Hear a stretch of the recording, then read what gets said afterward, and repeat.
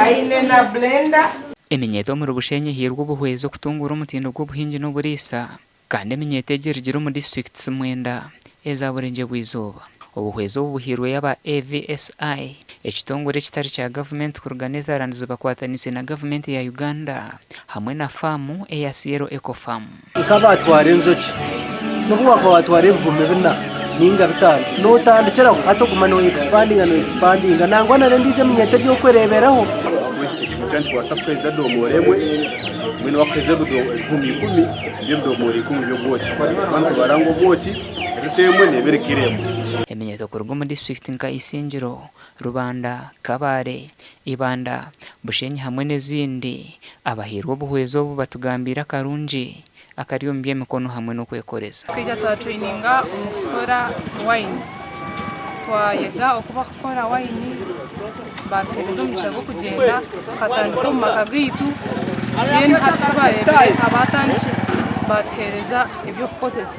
Ndasima abusimunga abo entebe yatwereza as a startup mu Eminyeto yatwereza ebikumi yatwereza za biscuit yatwereza ebintu byona ebirakwata hanje. Omuganda nkaga ekitongore kya AVSI Foundation kuruga mu Netherlands bahire Eminyeto erikurenga nshanju entandukwa kuruga muri Mbarra, Rwampara hamwe na Mbarra City. Kugira ngo ibampereza umuzemu ni ukoraje kandi umugore. Leta miteri utaro kintu kibi ko kushanga oshomere wine skill wine obwenge wine degree yawe bakakwata bakapereza na startup ukagumuremerwe wabo byo mworo mureke kwasa mukama. Ebintu ebahirwe harimo ebyoma byo kubaga enkoko, ebyo kwosya enyama, embuzi, obume, za fridge hamwe n'ebyoma byo kunyuka juice hamwe n'ebindi. Abamwe sente bazirya, abamwe birukanga, abamwe kukuzibahereza baguramwe pteteya. Eminyeto imwishwera bakaza umwe mutakatete ndije muto mu kijungwe ndije mutankayi.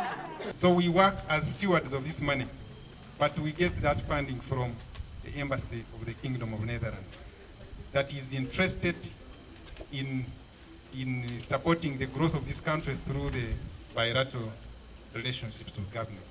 Ebi byoma nibikorwa hansi ya project y'emyaka 4 eya AVSI Foundation erikumanywa nka Skilling in Agripreneurship for Increased Youth Employment kandi Eminyeto erikuhingura emitwaro 3 yahereze kuganyirwa mu kwetorora ihanga ryona. Gashakwa Mike twakire na era akiza.